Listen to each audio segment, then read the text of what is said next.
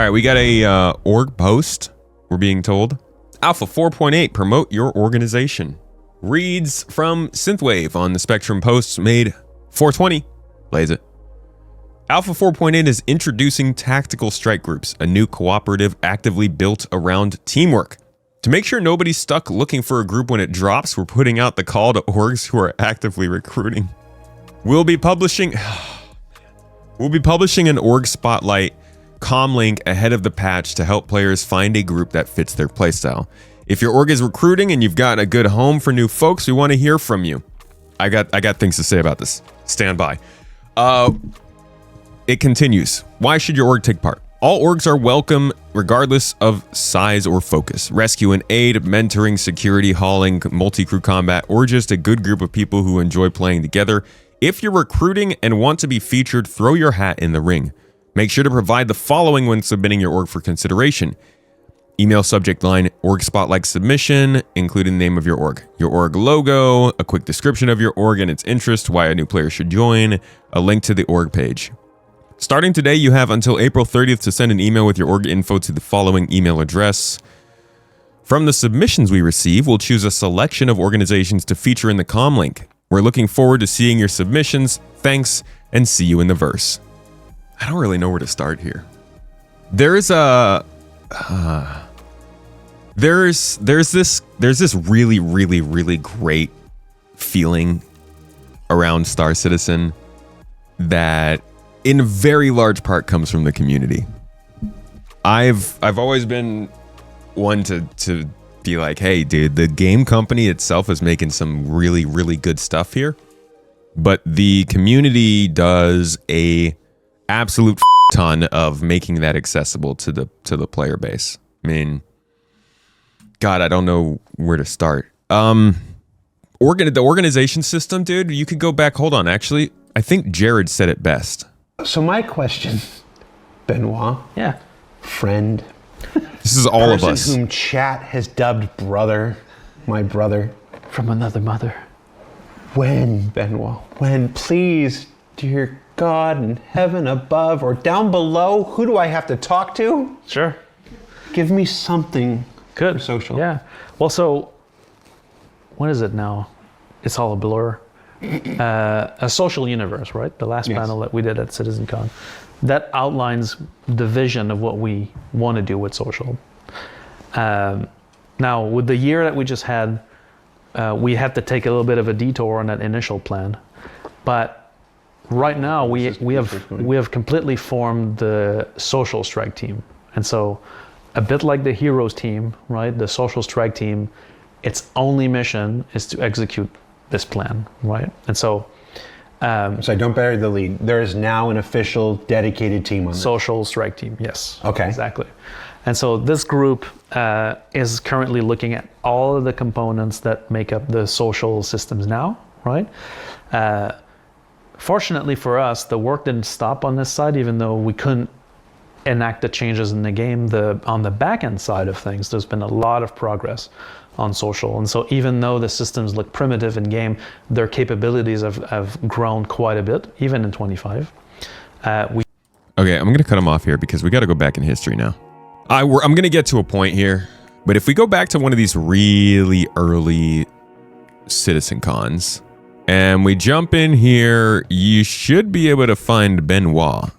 So this was when we started to get told a lot about how the online platforms were going to develop. So this was the introduction of the org system. And so what is Spectrum? Well, it's all of these things. It's real time, it's modern chat, modern forums, it's private group messaging, online presence, notifications and alerts, Launch sidebar, party system, voice channels, voice chat and notifications all into one. And so this is what the dark team looks like. We can switch to the light team in a pinch. And so you'll be able to swap back and forth whenever you want. And so that's the baseline of the interface. You can see that we've kept it really, we use modern stuff. And the left bar will be the... All of this is the introduction of Spectrum, right? Org tools, so the soon trademark roadmap. In this case is pretty close. We're thinking before the like or dislike about it. They wanted to add customization for orgs and they talked about it a little bit more going forward after this. But generally, this is the big rollout. This is the game getting more social. And you jump forward a couple more years to Chris's road to release. I think it was in 2018. Yeah. And you look at the roadmap that they have. You notice he was mentioning the organization system here. This was also, again, just part of the idea of what would lead to this game's release. He included this 64-bit precision. He included ship purchasing and rental, you can see there. Server meshing was on there. Their persistent system was on there. All these things are on this list. But the only thing we haven't gotten yet is organization systems, is social tools. They've literally said, features. The community can hold their own. They can do all the things they need. We don't need to do that stuff. We can afford to spend $10 billion on a nuclear carrier, but that will take, and that shall be in 3.3. So then the next big pillar, and there's 12 pillars that Aaron, Tony, Todd, myself identified that we felt were really important.